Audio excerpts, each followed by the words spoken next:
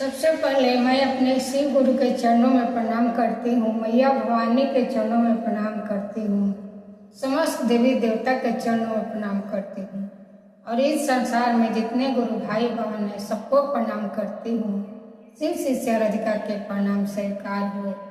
हर हर महादेव। मैया भवानी की जय। आइए गुरु भाई बहन छोटा सा प्यारा भजन सुनाते हूँ। आप लोग भजन का आनंद लीजिए और चैनल को सब्सक्राइब करके कमेंट में जरूर बताइएगा मैं जो भी भजन डालती हूँ आप लोगों को कैसा लगता है।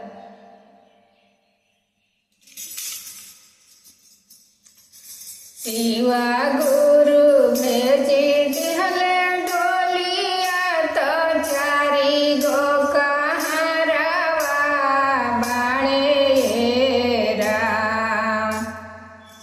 अरे शिवा गुरु भेजी दिहले डोलिया तो चारी गो कहारवा बाणे राम। अरे छोड़ी दो शिष्य माया के बजरिया तो अब शिव लोकावा चलाए राम।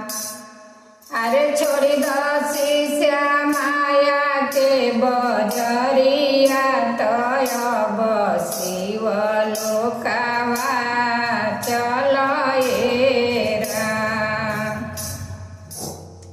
हरियर बासवा कटाए लागल रसरी पुराए लागल राम। हरियर बासवा कटाए लागल रसरी पुराए लागल राम। अरे छोड़ी दो शिष्य माया के बजरिया तो अब शिव लोकावा चलाए राम।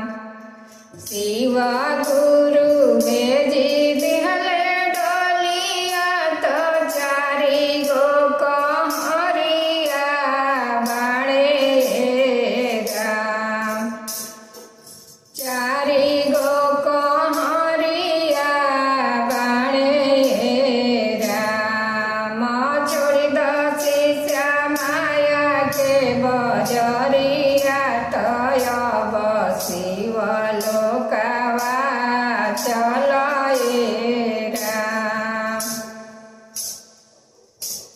घोड़ा भाई के रोवे हमर बेटा तो मुँह देखी बेटी रोवे राम।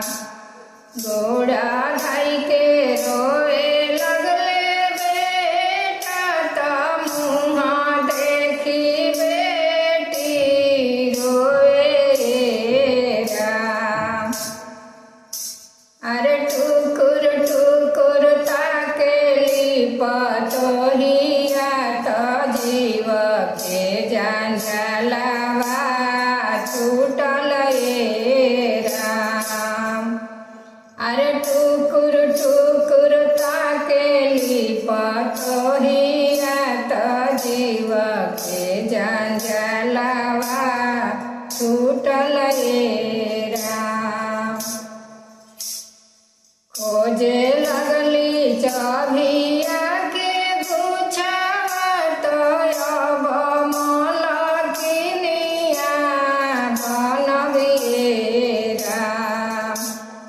खोजे लगली चाभिया के पूछावा तो अब मलकिनिया बनबिए राम। टुकुर टुकुर ताकेली पतोहिया तो जीव के जंजालवा छूटल राम। शिव गुरु भेजी दिहले डोलिया तो चारी गो कहरवा बाणे राम। शिवाय।